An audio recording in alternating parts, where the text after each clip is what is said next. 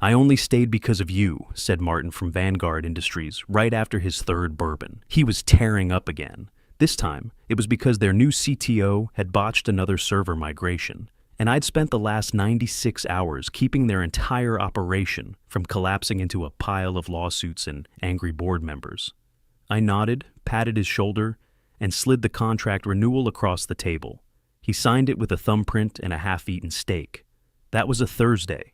Name's Christopher Patterson, by the way. Chris to my friends. 49 years old, former Marine Staff Sergeant, and until recently, Senior Enterprise Solutions Director at Apex Enterprise Solutions here in Dallas. Been carrying that company on my back for 14 years, ever since I traded my dress blues for a business suit. See, when you're the guy who remembers their daughter's wedding date, their quarterly board presentations, and the name of their rescue dog, Max, you get more than performance reviews and Slack notifications. You get trust. Deep, unshakable trust. The kind that makes a Fortune 500 CEO text you at 2 a.m. on Sunday because their entire logistics system crashed and their board meeting is Monday morning. And I always answered. Didn't matter if it was Christmas or my wedding anniversary. When the tech failed, when the project manager disappeared, when some executive promised the impossible and left everyone else to deliver it, they called me. I didn't track overtime, didn't ask for recognition, because in enterprise software, keeping a client happy is worth more than any bonus they could cut you. That's how I learned the real business, not from PowerPoints or quarterly reports, but from 3 a.m. phone calls and airport meetings, and the kind of trust you earn one crisis at a time. Take Patricia from Industrial Systems Group. 3 years ago, their entire warehouse automation system died during Black Friday weekend. Their competitors were circling like vultures, ready to poach their biggest retail clients. I flew to Memphis that night, spent 72 hours sleeping on a cot in their server room, and personally rebuilt their entire network from backup systems. By Monday morning, they were not only operational, they were running better than before the crash. Patricia never forgot that. Neither did her board of directors, who voted to triple their contract with us the following quarter. That's $23 million in recurring revenue from one weekend of giving a damn when everyone else was checking out. Or take Gerald from Metro Logistics. His son was getting married on the same weekend we were supposed to launch their new fleet management system. Company policy said no major deployments during family events, but Gerald was panicking because his competitors were already stealing market share. I could have followed policy and let him twist. Instead, I coordinated the entire rollout from the wedding reception, running the deployment from my phone while his son danced with his bride. The system went live without a hitch, and Gerald saved face with both his family and his board. That's how you build loyalty. Not through contract terms or service agreements, but through understanding that business is personal even when people pretend it isn't. My Marine drill instructor used to say the same thing. Take care of your people, and they'll take care of you. Everything else is just paperwork. The new leadership at Apex didn't understand that. They thought client relationships meant LinkedIn connections and automated email campaigns. They looked at what I did and saw inefficiency, not results. I was something they couldn't put in a spreadsheet, so they started treating me like a problem they needed to solve. Let me back up. 14 years I'd been at Apex. Started as an account coordinator fresh out of the Marines, made senior director after saving that $85 million contract in my third year by flying to Houston on my own dime and personally managing a warehouse automation rollout that had gone so sideways it made Hurricane Katrina look organized. I earned my spot through results, not politics. My wife Sarah used to joke that I cared more about my clients than my own family. She wasn't entirely wrong. When you're responsible for keeping entire companies operational, when hundreds of jobs depend on the systems you manage, when board members are breathing down CEOs' necks about quarterly numbers, you don't get to clock out at 5 p.m. and forget about work. This wasn't just my career, it was my calling. I was good at it, and people depended on me being good at it. But things changed about 18 months ago. Our CEO sold a 60% stake to Pacific Tech Solutions, one of those Silicon Valley outfits that thinks every problem can be solved with an algorithm and a 23-year-old with a computer science degree. The old guard started retiring or getting pushed out. In came the new breed. Austin Webb was their golden boy. 31 years old, Stanford MBA, talked like he invented business. Austin loved metrics, dashboards, and disruption. But mostly Austin loved Austin. He called me Chief, like we were buddies. I told him my name was Chris. He said Chief was more efficient. I said it was disrespectful. HR scheduled a culture fit evaluation. That should have been my first warning. In 14 years, I'd never had a culture fit evaluation. I'd saved the company millions, built relationships that competitors couldn't break, mentored dozens of junior reps who were now running their own territories. But apparently, none of that mattered if you didn't fit Austin Webb's vision of scalable human capital. Austin's first big move was something he called scalable client engagement protocols.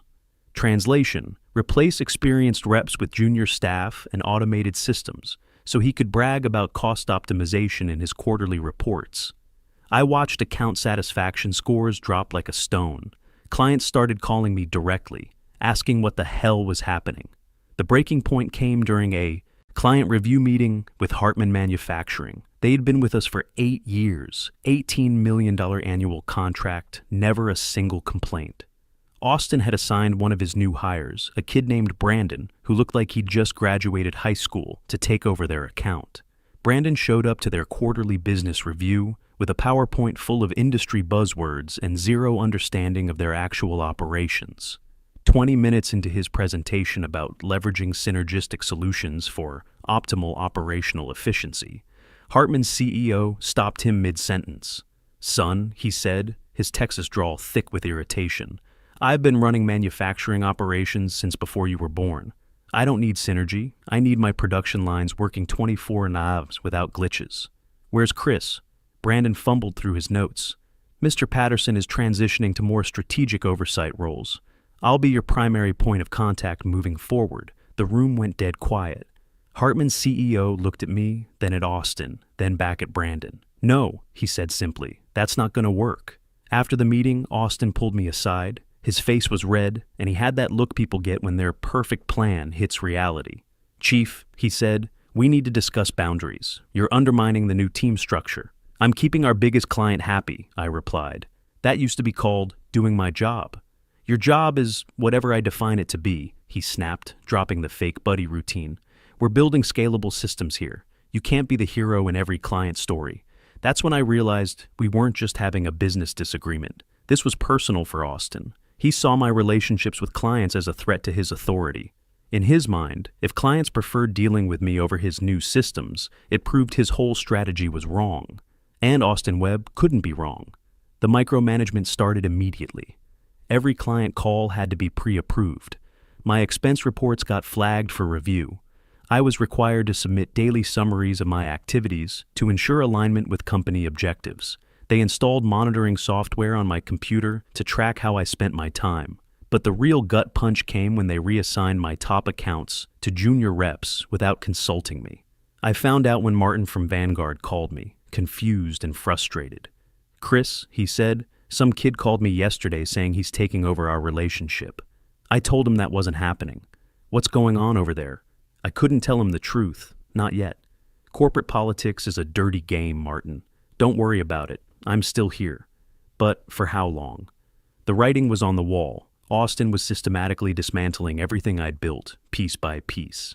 And every time a client complained or a deal went sideways because of his new people, he blamed it on their dependence on legacy relationships. That's when I called my niece Rebecca. She's a contracts lawyer down in Houston, handles corporate agreements for some big firms. Sharp as a tack, inherited the family stubborn streak that served her well in courtrooms. "Uncle Chris," she said, after I explained the situation, "sounds like you need some insurance." "What kind of insurance?" "The kind that makes sure if they push you out, you don't go empty-handed. Ever heard of client retention clauses?" She explained it over dinner the next weekend. Succession insurance, she called it. A contractual provision that protects both the client and the relationship manager if key personnel are removed. Not illegal, not even unusual in consulting and professional services, but rare in enterprise software because most companies assume they own the relationship. The beauty of it was the language. Clean, professional, bulletproof. In the event that Christopher Patterson is no longer directly managing this account, the client reserves the right to initiate contract review or termination without penalty. Rebecca handled the legal framework, but I had to sell it to the clients, and that meant being honest about what was happening at Apex. The first conversation was with Patricia from Industrial Systems Group. We were at our usual quarterly lunch spot when I brought it up. Patricia, I need to ask you something, and I need you to keep it between us for now. If something happened to me, if I wasn't managing your account anymore, how would you feel about that? She set down her fork and looked at me hard. Are they pushing you out? I can't say for certain, but I want to make sure you're protected if they are. Her answer was immediate. Chris, you saved our company. Twice. If they're stupid enough to get rid of you, we need options. One by one, I had the same conversation with my key clients. Not as threats or ultimatums, just as contingency planning. The response was always the same. Loyalty to me, not to Apex. Martin from Vanguard put it best. We don't pay you for software, Chris. We pay you for peace of mind. If you're not there to answer the phone at 2 a.m. when everything goes to hell, what exactly are we buying? By December, I had 15 signed agreements. By January, it was 20. Major accounts, long-term contracts, the clients who actually mattered. Rebecca handled all the paperwork through her firm, nothing traceable to Apex Systems. What surprised me wasn't how quickly they agreed. It was how relieved they seemed to have the option. These weren't just business relationships anymore. They were partnerships built on trust that had nothing to do with corporate hierarchies or efficiency metrics. Austin Webb was about to learn that trust, once earned, doesn't transfer with an org chart change. The axe fell on a Tuesday in January. Tuesdays are always execution day in corporate America. Far enough from the weekend to avoid gossip, close enough to Friday that people forget by happy hour. Austin had it down to a science. I was reviewing client satisfaction surveys, ironically enough, when my computer pinged. Slack. Message from Patricia in HR. Hey Chris, can you swing by conference room C for a quick sync? The smiley face emoji was a nice touch, like a hitman sending flowers. I didn't respond. I already knew what was coming. The warning had come from Tommy Walsh, another former Marine who worked in IT. He'd seen the email threads, the budget reallocations, the new org chart where my name was conspicuously absent. Tommy had pulled me aside the week before, voice low, like we were back in Fallujah. They're planning something, brother. Austin's been meeting with legal, asking about termination procedures. Watch your six. I closed my laptop, grabbed my phone, and left my coffee on the desk. The walk down that hallway felt like the longest 50 yards of my life. 14 years of history in that building. Photos on the wall of company retreats where I was still smiling. Awards I'd won for client retention. The conference room where I'd closed my first major deal. When I walked into conference room C, it was staged like a bad corporate drama. Patricia from HR sat on one side of the table, tablet ready, expression carefully neutral. Austin leaned against the wall like he was posing for a magazine cover, trying to look casual but failing to hide his anticipation. The blinds were closed. Thanks for coming in, Chris, Patricia started. Her voice was so gentle I almost laughed. We're here to inform you that, effective immediately, your employment with Apex Enterprise Solutions is being terminated. No build-up, no context, just the blade. I stayed standing. No point sitting for my own funeral. In that moment, all I could think about was my dad, who'd worked 30 years at the same factory before they shipped his job to Mexico. He'd come home that day looking like someone had died. Told my mom over dinner, hands shaking, that loyalty was a one-way street in corporate America. This decision follows our recent organizational restructuring, Patricia continued, reading from her script. Your role has been eliminated as part of our efficiency optimization initiative.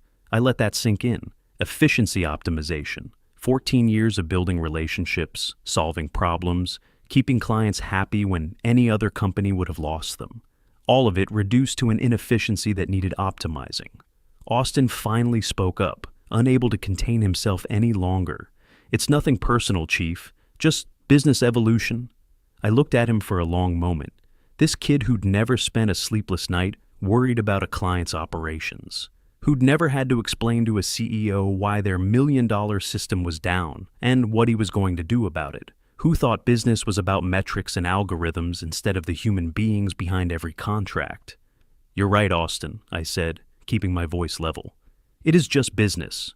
Patricia slid the paperwork across the table. Severance package, transition documents, non-disclosure agreement. standard corporate burial kit.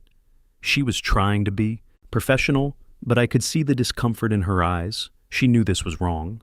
Before you ask, she added, "You're not required to sign anything today. You have 7 business days to review."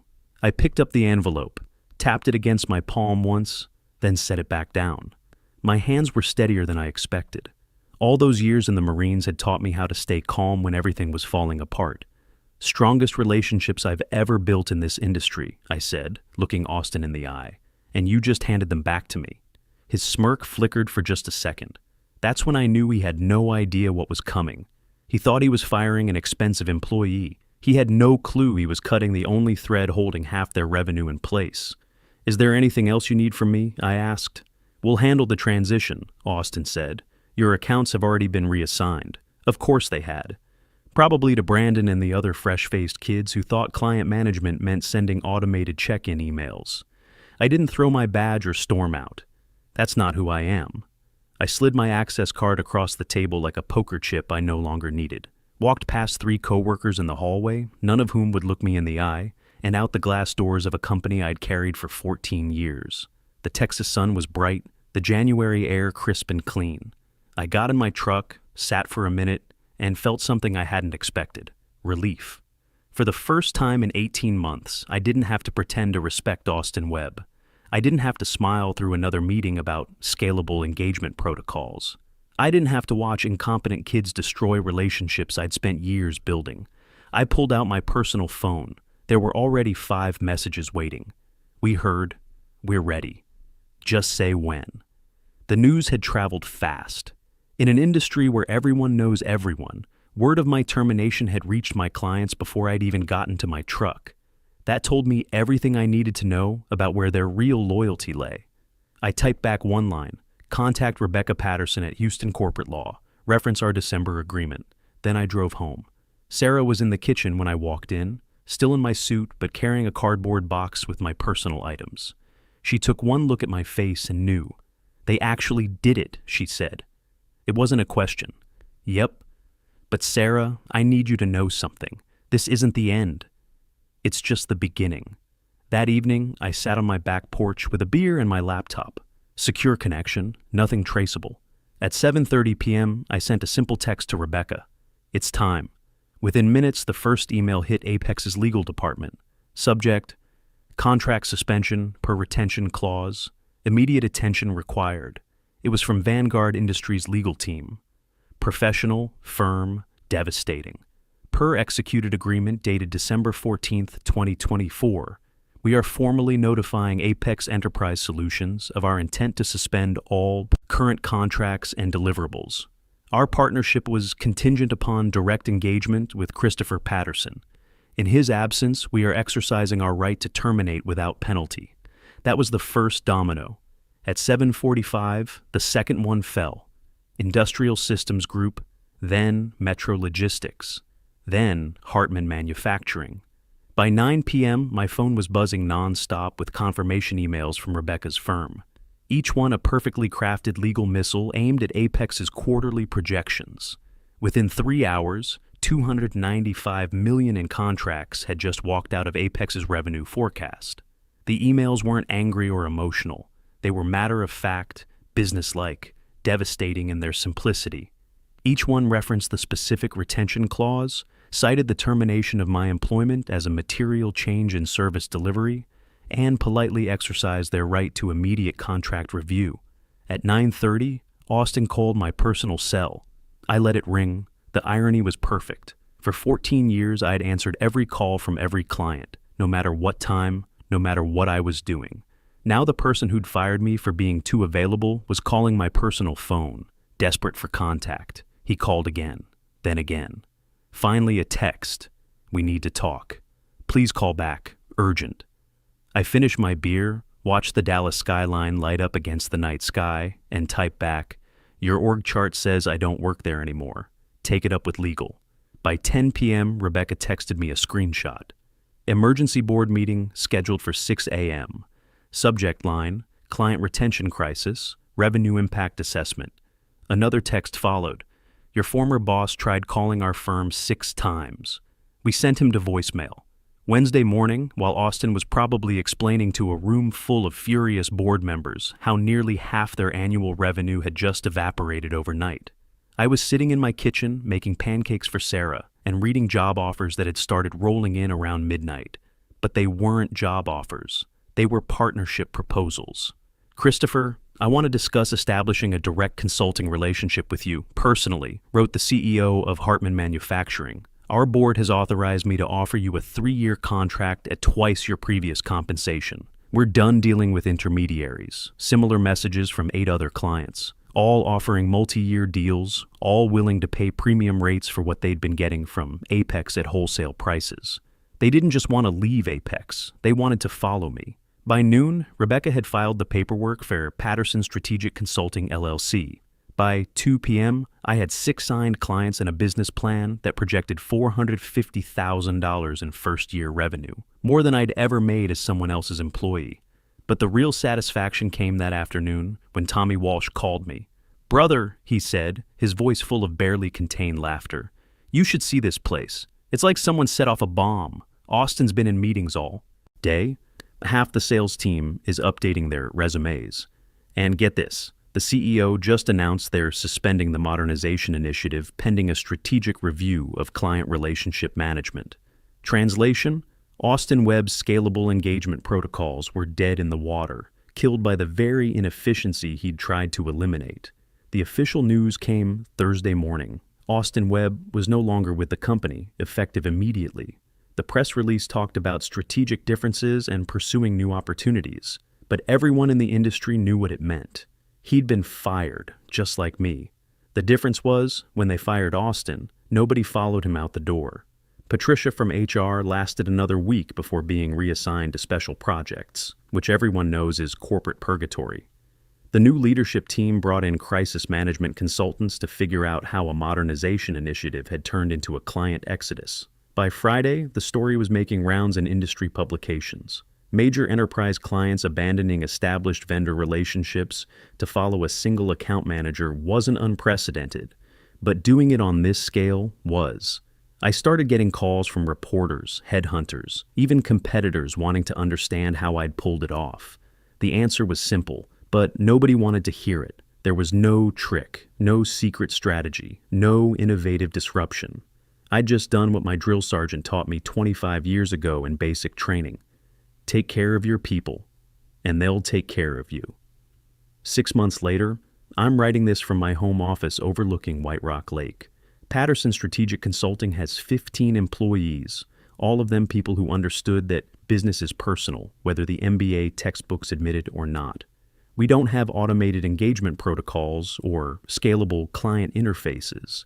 We have relationships. Martin from Vanguard is still my client.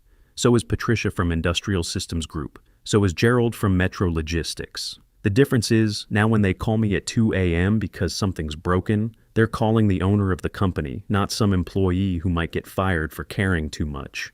Last month, I got a LinkedIn message from a young account manager at a tech startup. He'd heard about what happened at Apex and wanted advice on building client relationships in an increasingly automated industry. I told him what I wish someone had told me when I was starting out. Remember that behind every contract is a human being whose success depends on your work. Treat their problems like your problems. Answer their calls. Show up when things go wrong. And never ever let some executive who's never carried a quota tell you that caring about your clients is inefficient. Because here's what Austin Webb and his efficiency optimization never understood. Loyalty isn't a weakness or outdated thinking. It's not something you can automate or scale or disrupt. It's earned through 2 a.m. phone calls and airport meetings and treating people like they matter, even when the spreadsheets say it's not cost-effective. The new generation of business leaders thinks everything can be disrupted, including the basic human need to trust the people you work with. They're wrong. And if you're patient enough and smart enough, sometimes you can prove it in ways they'll remember for a long time. These days, when I drive past the Apex building, I think about that Tuesday in Conference Room C. How they thought they were firing an expensive employee and ended up dismantling their own company, one loyal client at a time.